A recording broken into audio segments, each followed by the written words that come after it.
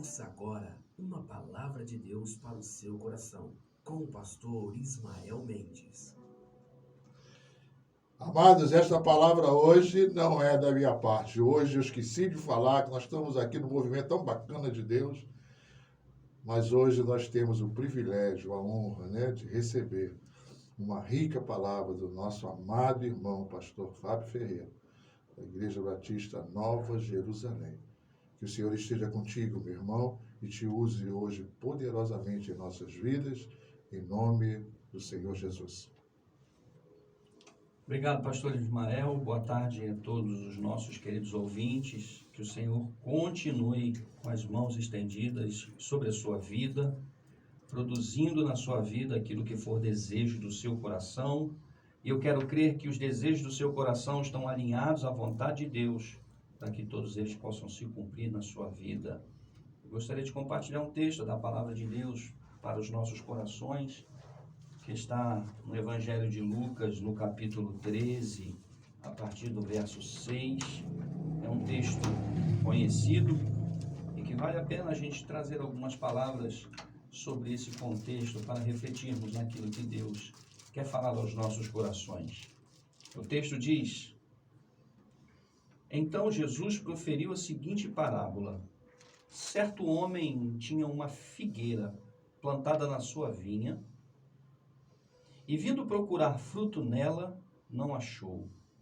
Pelo que disse ao viticultor: há 3 anos venho procurar frutos nesta figueira e não acho.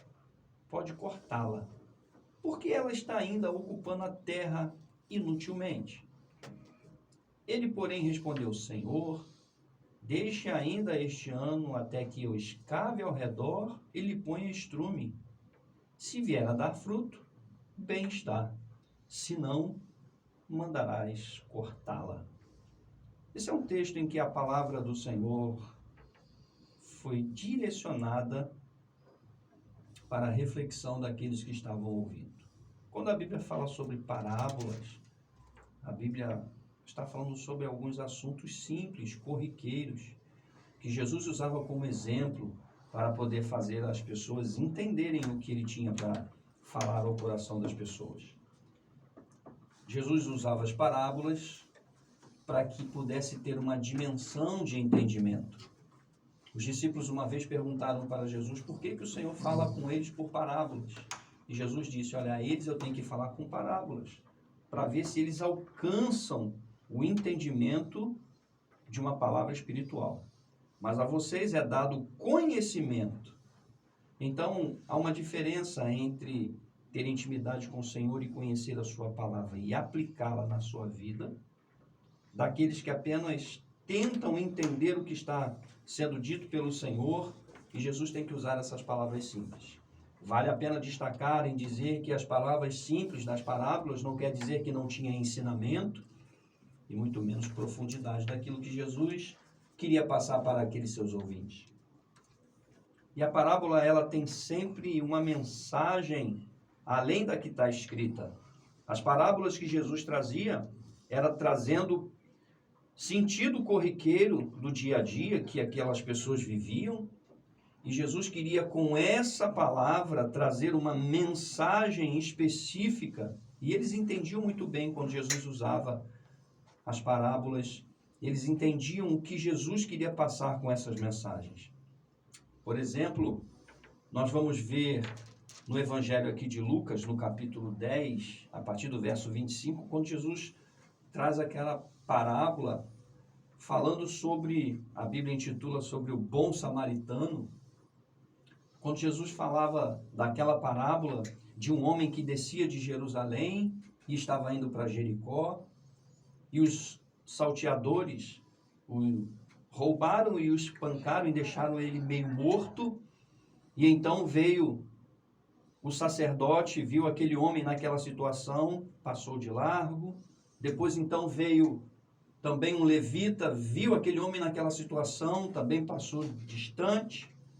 Mas teve um samaritano, que a Bíblia chama de bom samaritano pela atitude que ele fez, vindo no caminho contrário, encontra aquele homem no chão, meio morto, roubaram os seus pertences, Então aquele homem coloca o ferido na sua cavalgadura, leva ele para uma hospedaria e diz para o hospedeiro: olha, cuida dele.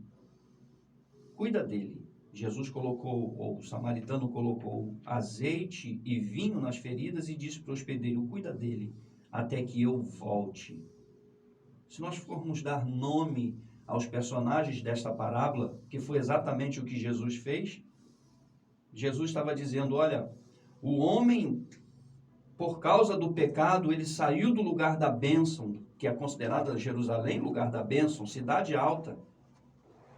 O homem, por causa do pecado, ele caiu num declínio da sua vida. Ele saiu do lugar da bênção, ou seja, ao céu, estava a caminho do lugar da maldição, do inferno. O sacerdote e o levita simbolizam a religião, ou os homens que representam a religião, que estavam na mesma condição daquele homem que foi roubado e que tiraram lá os seus pertences e o deixaram meio morto. Estava na mesma condição, não tinha como ajudar aquele homem por causa da sua situação, era a mesma condição. Então, um samaritano que estava vindo no caminho contrário, estava subindo para Jerusalém, encontra aquele homem naquela situação. Então, o homem meio morto sou eu e você. Eu e você, que fomos espancados e roubados pelo inimigo das nossas almas. O sacerdote e o levita simbolizam os homens da religião que também estão na mesma condição de pecadores e que não podem fazer nada por nós. O bom samaritano ali é a figura do próprio Messias, Jesus, o nosso Salvador. E o hospedeiro é o Espírito Santo. Então Jesus resgatou o homem naquela situação, colocou vinho e colocou óleo nas suas feridas, o óleo que é a unção regeneradora do Espírito Santo, e o vinho que simboliza o sangue derramado de Cristo, foi colocado na vida daquele homem, nas suas feridas. E o Espírito Santo, que é o hospedeiro, Jesus disse: olha, você cuida dele até que eu volte. Ou seja, Jesus salvou as nossas vidas e o Espírito Santo, ele dá continuidade a esse tratamento que Jesus fez nas nossas vidas. E Jesus, na figura do bom samaritano, disse: cuide dele até que eu volte. Então, Jesus promete que vai voltar. Então, as parábolas, ela tem as suas profundidades e sempre uma mensagem que está nas suas entrelinhas. E quando Jesus usava essas palavras simples, aqueles que estavam ouvindo entendiam o que ele queria falar. Por isso precisava falar por parábolas, mas eles entendiam essas palavras. Nessa parte que nós lemos aqui da figueira, a figueira tem essa parábola da figueira tem a mesma conotação da parábola do bom samaritano. Essa figueira simboliza eu e você. Eu e você, nós somos uma figueira. Bom, a figueira foi plantada numa vinha. Vinha não é lugar de se plantar figueira. Vinha é lugar de uvas. Não é lugar de se plantar figueira. Mas uma figueira foi plantada na vinha. Então o dono das terras, todas as vezes vinha buscar fruto nessa figueira, que estava plantada na vinha, e não achava fruto. Então ele disse para o agricultor: olha, eu já venho buscar fruto nessa figueira e eu não tenho achado os frutos. Então você vai fazer o seguinte: corta essa figueira e lança ela no fogo. Evangelho de Mateus, capítulo 7, 19, diz que toda árvore que não produz fruto, ela precisa ser cortada e lançada no fogo. Se com essa mesma proposta nós fôssemos dar nome a esses personagens, nós vamos ver que a figueira sou eu e você. A vinha é o mundo onde nós estamos plantados. O dono das terras é o nosso Deus, Pai, Senhor. E o viticultor é o próprio Jesus, o Messias. Então, se eu sou uma figueira, estou plantado nessa terra, Eu estou plantado num local que não é meu.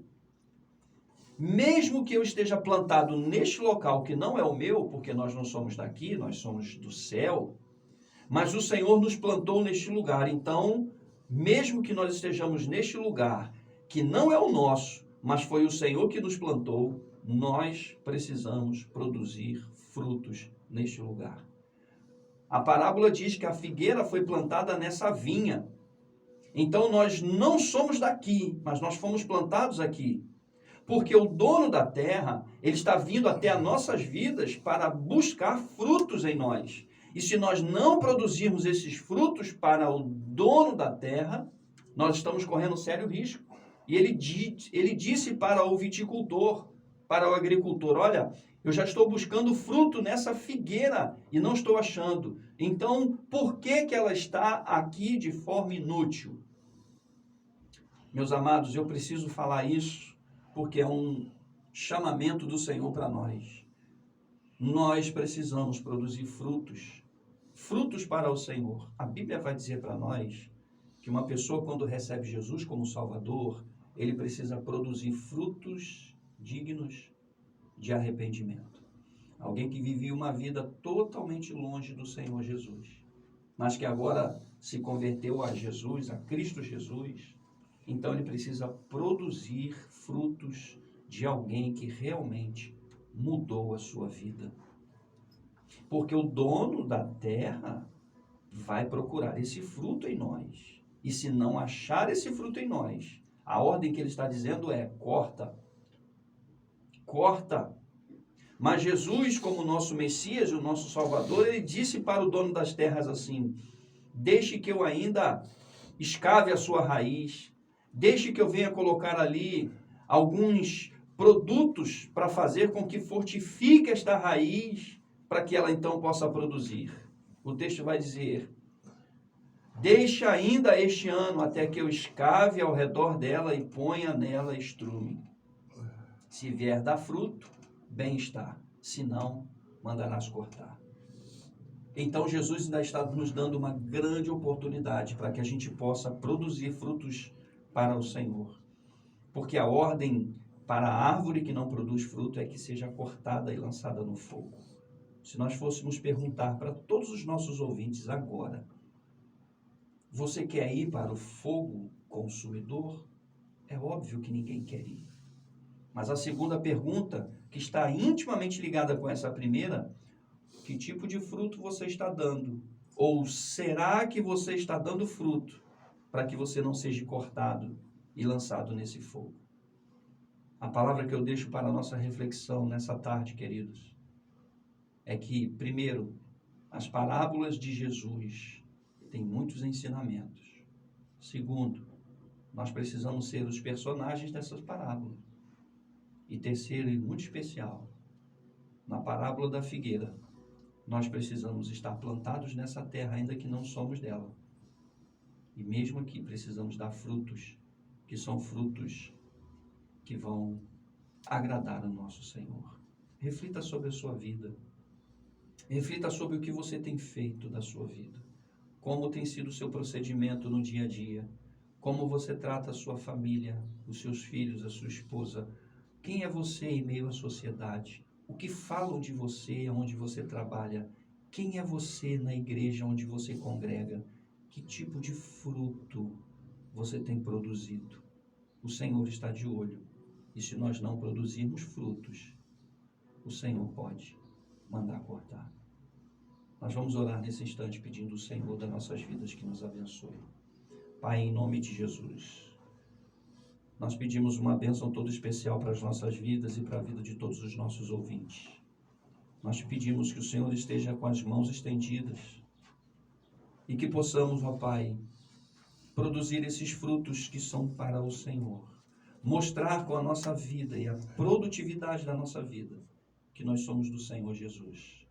Nós precisamos que o Senhor esteja conosco.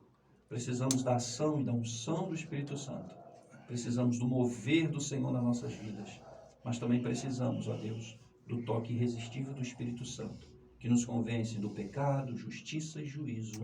E as nossas vidas possam dizer: nós servimos a um Deus Todo-Poderoso e nós cremos num Jesus Salvador que transformou a nossa vida por inteiro.